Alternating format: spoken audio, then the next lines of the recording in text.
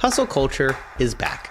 Louder, prouder, and somehow even more extreme. Early morning routines, bold claims, and whatever the this is. But a counter movement is also gaining ground. Call it anti-hustle, essentialism, or slow productivity, a generation of knowledge workers are starting to rethink what it actually means to find success. And I'm one of them.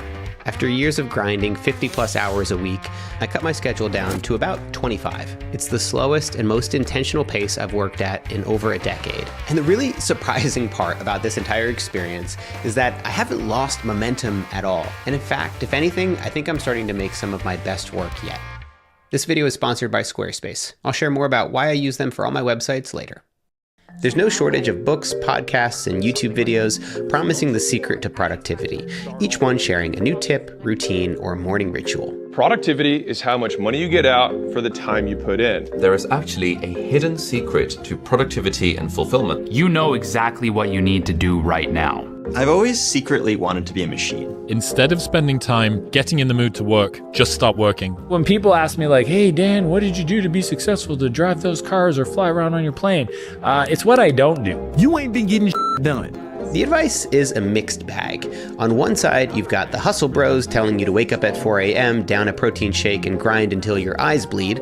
On the other end, you've got the quiet quitting movement, people telling you to do the bare minimum and coast towards your bi-monthly paycheck. Somewhere in the middle, you'll find Cal Newport. His best-selling books like Deep Work and Digital Minimalism push back against traditional wisdom. Cal recently laid out a more sustainable approach to work in his book, Slow Productivity. There's been a lot of talk about productivity in recent years. What did you feel was missing from the conversation that led you to introduce this idea of slow productivity? Well, in knowledge work in particular, we use the word productivity all the time, and we have no idea what we mean by it. So if you look back at industrial manufacturing, or you look at farming, productivity is really clearly defined, right? It's a ratio. How much output did you produce for each unit input? How many bushels of wheat were produced per acre of farmland? How many Model Ts came out of the factory for paid worker hour that is on your payroll? And if that number got better, then whatever you were doing was more productive. But when we moved to knowledge work, where we were largely using our brains to produce value, we lost the ability to make those simple measurements because there was no one thing that we were doing. There was no one collection of widgets we could point to and say, here's what I actually produced today. Maybe I'm working on 4 or 5 different things, and what those things are might vary over time, and they're different than what the person next to me is working on as well. So without the ability to measure inputs and outputs, all of our existing definitions of productivity began to falter. And I think this has been one of the defining problems, especially of the late 20th and early 21st century in work. I've always had difficulty finding balance with my work from my early days as a freelancer, and especially after starting my YouTube channel back in 2017. I've been pretty open about those struggles. Over the past 2 weeks, I've had pretty severe anxiety, pretty crippling anxiety. I have thought about quitting YouTube. I'm not saying that I'm having a full-blown mental breakdown. I'm just saying that it's getting close. For years, I found myself stuck in a cycle of churn and burn. I called it ambition, but really, I didn't know how to stop. But after becoming a parent, my priorities have changed. The nights and weekends I used to spend catching up on work are now time that I'd rather spend with my family. I needed a completely different framework, and that's where slow productivity came in. A philosophy for approaching knowledge work in a sustainable and meaningful way, built around 3 core principles. If you really want to create a sustainable career, produce stuff that matters, do in a way that is satisfying so you don't burn out, there's 3 things that matter. You need to be careful about how many things you're working on at the same time. And in fact, do fewer things at once.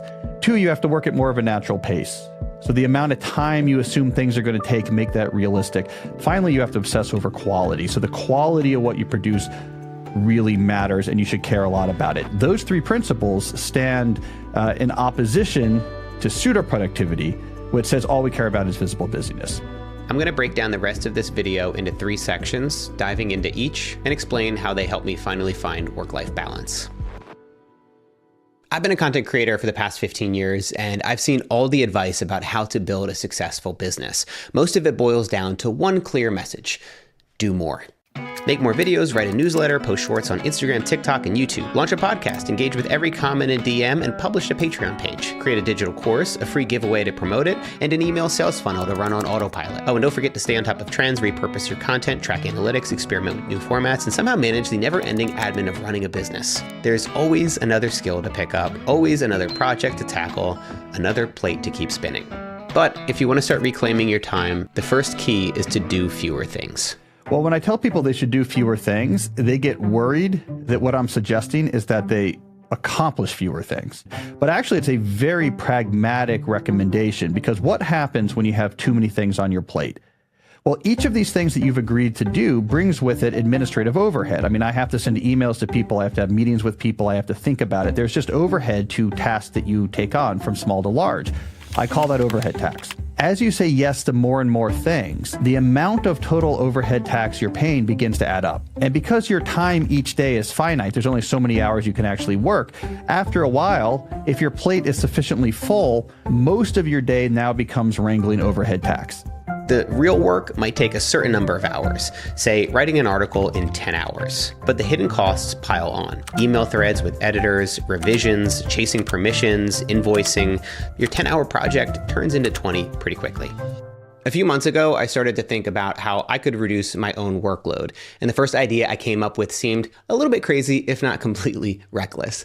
I asked myself, what if I only made long-form YouTube videos and that was it? Could that be enough? Would I still find it fulfilling? Would it help me grow creatively and professionally? Or would it be a financial disaster? I decided it was worth it to experiment. And that meant making some really hard cuts. No more weekly newsletters, no more endless social content, no more behind the scenes videos of my bonus channel, no more podcast episodes, no more interviews, practically no meetings, and very little phone calls. I stopped doing about 90% of the work I thought was essential, even if I enjoyed it, even if it was fun, to make way for my core mission, my most important work. So of course, there are still some things that I do outside of YouTube videos, like managing my YouTube course and doing business administration stuff, but I was noticeably less busy with my overall workload. The first month of adjusting to this new pace, I felt so much lighter. I was less frustrated that I was constantly falling behind, and I was more proud of the work that I was making. But there was still one thing that I had to contend with, my inner hustle bro, that voice in my head that kept whispering, shouldn't you be doing more? In many corners of the internet, hustle is romanticized to the extreme. Endless workdays are glorified, rest is dismissed as weakness, and some people literally don't even know what a weekend is. I'm going to Spain Friday till Monday morning. I call that's like a mini retirement. That's a weekend. It's a weekend. It's a mini retirement. There's this cultural reverence for hard work, as if the more hours you put in, the more virtuous you are. They're so soft. They have no work ethic. I'm not afraid to die on a treadmill. I'm 22 miles in, motherfucker! Triple down, 4x, 5x down your hustle. And most people are weak. Most people don't want to go to that extra mile. No one will outwork me. No one. Just takes work, shitloads and shitloads of work. You're allowed to be selfish. You're happy to give up leisure, sleep, family time. I will not be outworked, right? Period. To suggest that hard work isn't the foundation for success would be a slap in the face to most Americans. So there are plenty of examples of high achievers and organizations that thrive on hustle, from tech startups to obsessive athletes. There are TV shows with extremely demanding production schedules. What would you say to someone that points at these examples as proof that hard work and hustle creates better outcomes? So there are some fields in which it is inevitable that you have to work really long hours because structurally it's been set up that way. But most definitions that people have for avoiding mediocrity and having a professional life that is this interesting or successful that they're proud of isn't actually well served by that approach. You study the lives of people who get really good at things, master chefs, you look at master comedians or writers. It's not about a hustle in a given day. It's about, I stuck with this craft for 10 years. I didn't get distracted by other things. It's orthogonal to hustle. There's rarely been a time in this 20-year writing career where I'm up late writing or something like this, but I've never not been writing. It's not hard in the sense of, oh God, I worked 15 hours and I'm not sleeping, but I'm always writing, and it's focused and it's relentless, and I'm always trying to get better and I'm always trying to hone that craft. doing the stuff that really is making you better that other people aren't willing to do, and just insisting on doing that day after day after day, that's almost always the recipe for things that are awesome. When the only productivity tool you have is to act like a human battering ram, the consequences are inevitable. Burnout, anxiety, depression, a life that serves your work instead of the other way around. And that's why one of the key principles of slow productivity is to work at a natural pace. The important thing to focus on is time scale. The real question isn't how much you can produce in a single day, week, or month, but how much you can accomplish over the course of years. When you think this way, it suddenly makes sense to have leisurely days, to take an afternoon siesta, or to even, brace yourself, take a weekend. So to have lots of mini retirements during the year is what I've tried to do in the last few years. I'm not sure I'm doing it very successfully. When I cut down my commitments and gave myself a reasonable deadline of one video every 2 weeks, I naturally began working at a calmer, more sustainable pace. Fewer projects meant less overhead tax, which gave me hours back that I hadn't had in years. I used that time to invest in my health. I doubled my strength training days from 2 to 4. I kept up my weekly game of squash, and I found time to prepare more healthy meals versus resorting to the processed meals I would go to when I got super busy. All in, I usually work 5 to 6 hours a day now, which feels crazy compared to the past. But here's the important thing. Moving slower hasn't made me less ambitious. It's made me more focused. Because even though I'm working at a slower pace, it doesn't mean that I don't want to produce exceptional work. I'm really into this whole slow productivity thing. So much so that I'm going to do my whole Squarespace ad for this video in slow motion. Everyone needs a website, but not everyone can design. That's where Squarespace comes in. This was a stupid idea. Squarespace has professionally designed templates, an easy-to-use website builder, built-in tools to manage your domains, review your analytics, set up an online store, and much, much more. Go to squarespace.com. Okay, I can't do this anymore. Go to squarespace.com to start your free trial. And when you're ready to launch, go to squarespace.com/MattDiavella to get 10% off your first purchase of a website or domain. Thanks so much to Squarespace for sponsoring this video and for putting up with my dumb shit. For those that embrace slow productivity, the whole point isn't just to work less. While they might have 4-day work weeks or take multiple months off per year, their goal is still to create better work. The third principle of slow productivity is obsess over quality. At first glance, it seems like it doesn't belong with the other two. Why did you think this was an important part of the puzzle? If you take that piece out, the whole slow productivity project is going to begin to falter, because without that piece, you're just building up an antagonistic relationship with work. If you obsess over quality, you're going to get better at things that people care about. When you get better at things that people care about, you have more leverage over the way that your working life unfolds. If you're on the ball, if you're organized, it's like, yeah, I'm going to get this done next Wednesday, and you give it to them next Wednesday and it's good. Yeah, sure. You got this queue or these quotas or like whatever you want to do, right? You want to quote a lot of Cal Newport, like that's great because you deliver. Personally, I think about quality a lot as a content creator. I see it as an opportunity to stand out in an increasingly noisy landscape, but that's not exactly a popular opinion. If you want to write down one word and stick it in your mirror from this whole talk, the word is volume. 30, 40, 50, 60 pieces of content a day. There's a lot of talk online about output, how often you post, how many times a day you show up on every platform. But for creators and artists who aren't merely personalities, who actually care about their work and who find purpose in the creative process, churning out more content isn't the answer. Instagram currently gets 22 million videos uploaded to its platform every day. Do you really think making an extra 3 videos this week are going to help you stand out? If you want to rise above the noise and make something that people actually remember and that leaves an impact, it makes more sense to put your energy into fewer things. It's not about sheer volume. It's about using the time you have to create the best work you're capable of. So the videos that I've been making lately, videos like this one, have been a big shift for me. I've cleared my plate, I've done fewer things, and I've poured everything into each one. And something really cool happened. I started getting comments saying these were some of my best videos yet. And while that was encouraging, if I'm being honest, it wasn't the most important part.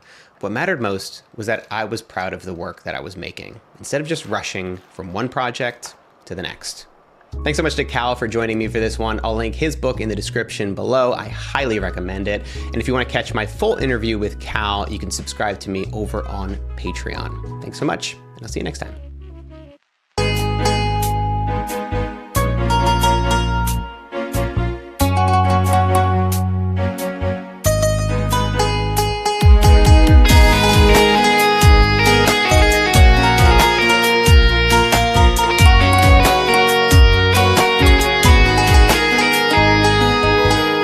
ও বেঈমান তামান্নায় আমার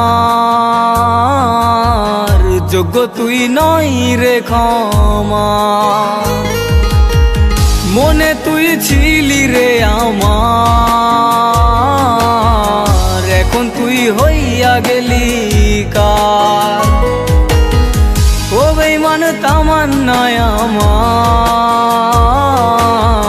যোগ্য তুই নই রে ক্ষমা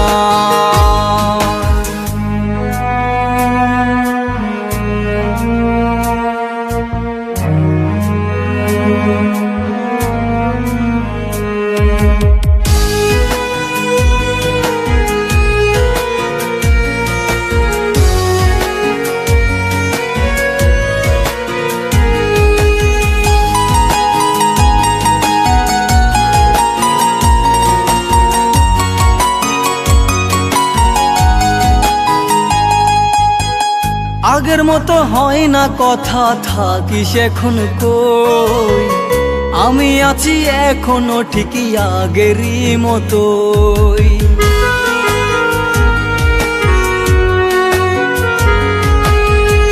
আগের মতো হয় না কথা থাকিস এখন কই আমি আছি এখনো ঠিকই আগেরই মতোই টাকা তো ছিল না আমার নেশা তোর ছিল রে টাকা ও বেঈমান তামান্নায় আমার যোগ্য তুই নই রে ক্ষমা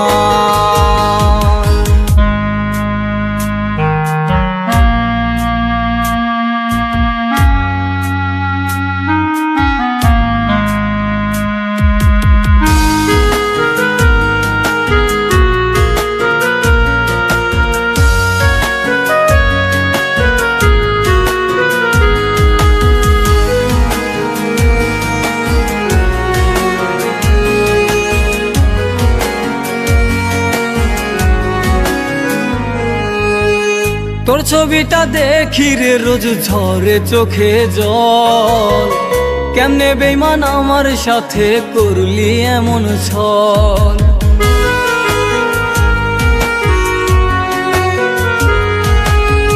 তোর ছবিটা দেখি রে রোজ ঝরে চোখে জল কেমনে বেঈমান আমার সাথে করলি এমন ছল এই বুকটা করে হাহাকার তুই আর নাই রে আমার ও বেঈমান তামান্নায় আমার যোগ্য তুই নই রে ক্ষমা মনে তুই ছিলি রে আমার